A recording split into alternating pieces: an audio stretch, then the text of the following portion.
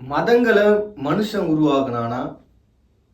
இல்ல மதங்கள் மனுஷனை உருவாக்குச்சா? அப்படின்றத இன்னைக்கு நம்ம பார்க்க போறோம்.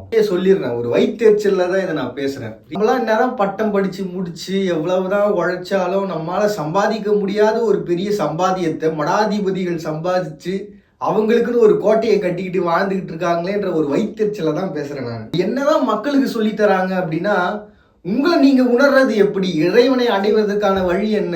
ஆதி சிவனை அடைவதற்கான வழி என்ன? அவரை அடைவதற்கான வழி என்ன? அல்லாவை அடைவதற்கான வழி என்ன? ஒரு ஜீசஸ் கிறிஸ்ட்ல இருந்து, ஒரு புத்திசம்ல இருந்து, இந்த உலகத்துல இருக்கக்கூடிய டாப் மோஸ்ட் 12 மதங்கள் சார்ந்து இறைவனை அடைகிறதுக்கான வழி என்னன்னு காட்டுறதுக்கு ஒரு கூட்டம். அவங்களுடைய ரெப்ரசன்டேட்டிவா அந்த வாக்கு சுத்தம் சொல்லுவாங்க தெரியுங்களா? அது இறைவன் வந்து இறங்கிட்டு அவங்க மூலமா ஒரு வாக்கு சொல்றது அப்படின்னு. அது தொடர்ந்து பார்த்தீங்கன்னா இந்த சோழிகள் உருட்டி, தாயக்கட்டைகள் உருட்டி, ஓலைச்சுவடிகள் மூலமா ஒவ்வொன்றும் பார்த்தீங்கன்னா ஒவ்வொரு வெரைட்டியில் எல்லாமே வந்து பார்த்தீங்கன்னா மதங்களினுடைய ஒரு வழித்தோன்றல்களா அவங்க சொன்னாங்கன்னா அது கரெக்டாக இருக்கும்பா, செய்யலாம். அடுத்த அடி எடுத்துனா கூட அவங்க சொன்னாங்கன்னா நடக்கும். ஏன்னா கிண்டல் பண்ணுறேன்னு தப்பாக நினச்சி கூடாது. நான் வந்து சும்மா ஏதோ ஏனோ தானோன்னு பேச விரும்பல. முதல்ல இங்கே இருக்கக்கூடிய அந்த பாசிட்டிவான விஷயங்கள் எல்லாம் ஸ்பிரிச்சுவல்லாம் என்ன அப்படின்றத நான் சொல்லிடுறேன். ஏற்கனவே இதே மாதிரி ஒரு வீடியோவில் நான் இதை பற்றி நான் முழுமையாக எக்ஸ்பிளைன் பண்ணியிருப்பேன்.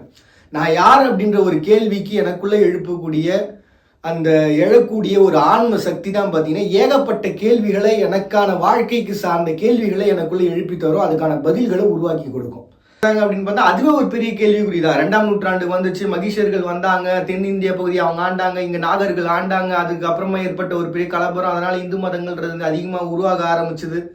அதுக்கப்புறம் தான் நிறைய கோவில்கள் எழ ஆரம்பிச்சது. சிம்மக்கல்ன்ற இடத்துல 5000 வருஷத்துக்கு பழமையான ஒரு சிவலிங்கம் இருக்கு. உலகம் முழுக்க லிங்கம் இருக்கு. அதே மாதிரி சிவனும் ஜீசஸும் சந்திச்ச ஒரு இடம் இருக்கு. எகிப்துல இருக்கக்கூடிய இடத்துல 10,000 வருஷத்துக்கு மேல அங்க கல்லறைகள் இருக்கு. இதயத்தை எடுத்து வச்சாங்க அப்படின்னா ஒருத்தருடைய, அதாவது மறுபடியும் அவங்க வாழ்க்கையில திரும்பி வர்றதுக்கான ஒரு இடம். ஒரு மதமும் பார்த்தீங்கன்னா அவங்கவுங்களுக்குன்னு ஒரு கொள்கைகள், கோட்பாடுகள் இதெல்லாம் வச்சிருந்தாலும் அவங்க பிரிஞ்சதுக்கே பல கதைகள் இருக்கும். இப்போ நம்ம இஸ்லாம் எடுத்துக்கிட்டோம் அப்படின்னா சன்னி இஸ்லாத், சியா இஸ்லாத்னு சொல்லிட்டு பிரிய ஆரம்பிச்சாங்க. அவங்களுடைய நாடு தேடி போக ஆரம்பிச்சாங்க. அதனால தான் இன்னைக்கு வந்து பார்த்தீங்கன்னா லெபனான் போர் வரைக்கும் வந்து நிற்குது. இன்னொரு பக்கம் நம்ம சிவனை ஜீவனை அடைய நினைக்க ஆரம்பிச்சாங்க. அவங்க பார்த்தீங்கன்னா ஏகப்பட்ட மதங்களா பிரிய ஆரம்பிச்சு சிவன், பிரம்மா, விஷ்ணு அப்படின்னு போய் அவங்களுக்கு கிளை கதைகள் உருவாகி மகாபாரதம் வந்து எல்லாம் கர்மாவினுடைய தொடர்ச்சி அப்படின்னு சொல்லி குஜராத்தில் பாதி இடம் மூழ்கி போச்சு. அந்த